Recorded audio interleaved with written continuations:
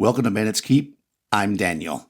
So this week I want to talk a little bit about a rule for everything, which is a note I made for myself. And, a lot of times when I'm making these videos, I'll come up with kind of an idea, something will trigger it, and then I'll make some bullet points underneath it, and then eventually, when I sit down to record, I will, riff on it, if you will. And this time I don't have much written because this was really inspired by a very singular event, and I thought that it would be interesting to dig into it a bit, and we'll see where it goes. And that event was, I was sitting with my partner, and somebody, I think we were watching a video or we read something, and they were talking about morale in games, and how it works, and different techniques to do it, and this and that.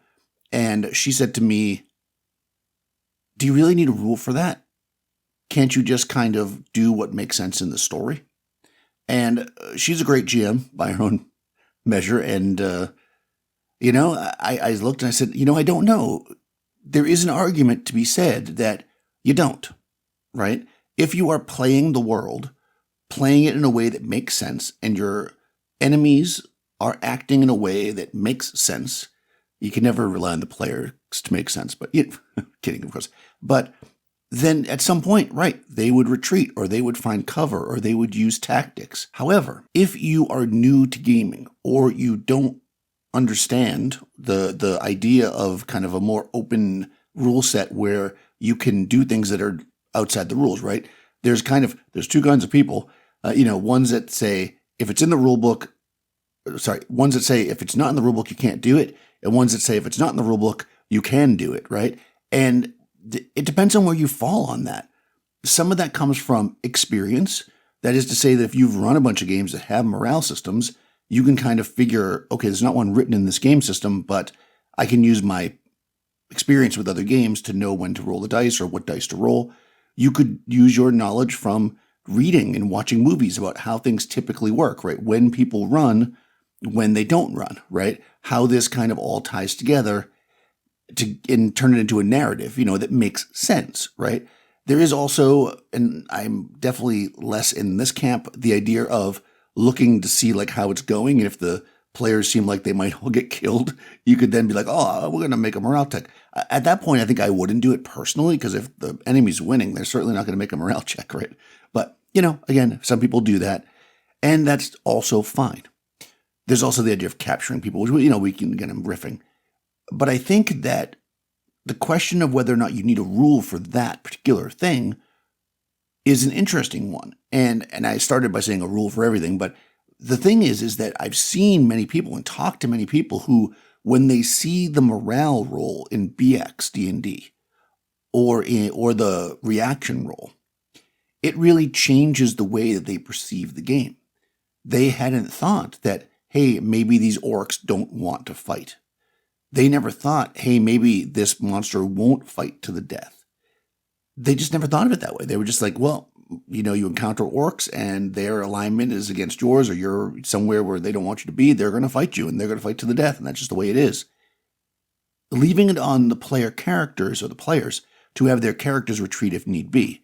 The thing is, and we've talked about this before, if you're working with players who oftentimes are newer, but also players who are just new to your table, they might not know or trust that you will allow that to happen. That is, allow it to happen if it makes sense for it to happen.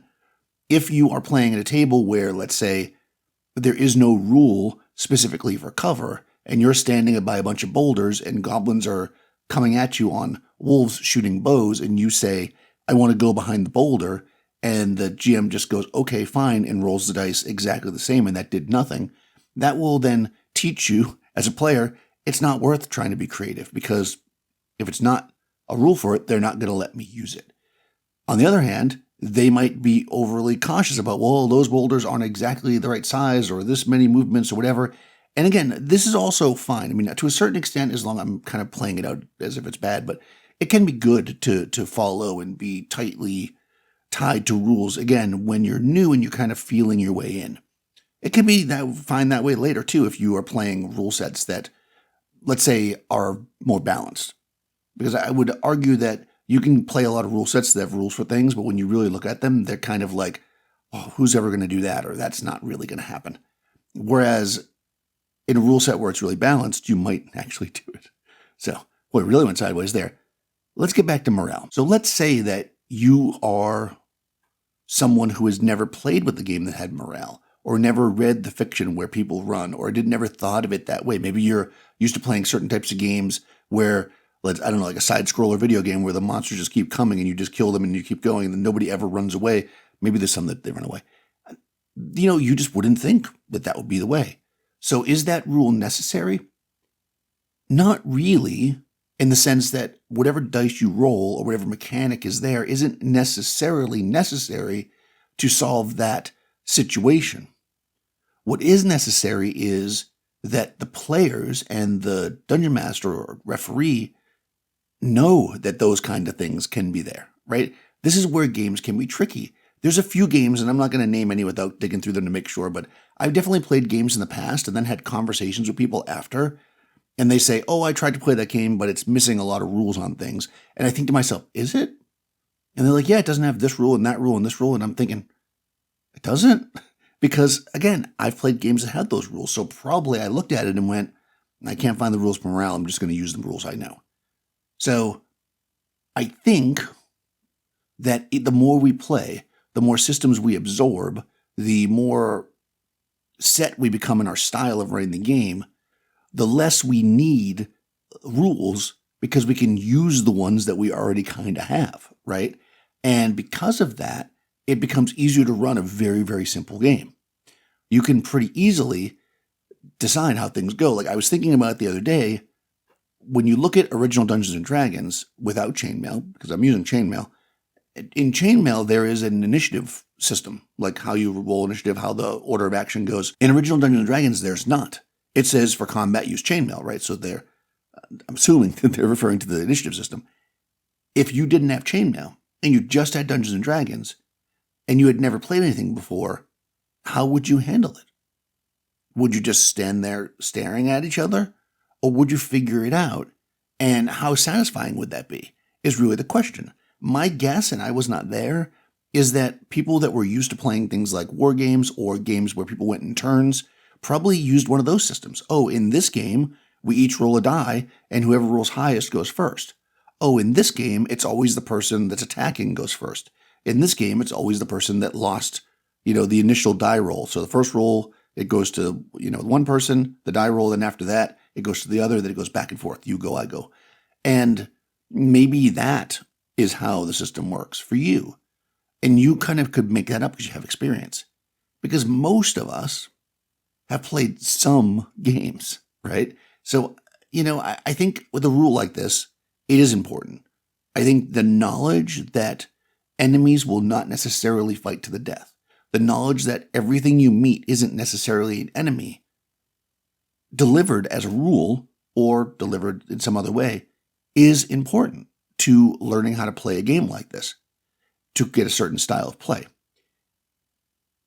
If you don't have those things and you never were connected to them, you were never shown them, the game system that you're going to play probably needs it because you need to be shown that. If you've played lots and lots of games like I have, you could have a very simple system where it's literally like, hey, everybody just rolls a die and whoever has the highest roll wins the combat and everything else is done based on how the world operates. And you could just, improvise and add extra rules based on your experience. So are those rulings? That's another conversation, right? So let me know what you think. Were you first shown the morale rules like after you had been playing, let's say 5th edition Dungeons & Dragons or one of the other games that maybe doesn't have it? Or is it something that you already knew, so it wasn't really a factor? Did you start with it like I did? I started with BX, there was morale in it. Let me know. I'm curious because I think that this kind of thing is important, right? The kind of, when we discuss something and we make a statement, is something necessary, is something not necessary, almost always, as unsatisfying as it might seem, the answer is, it depends.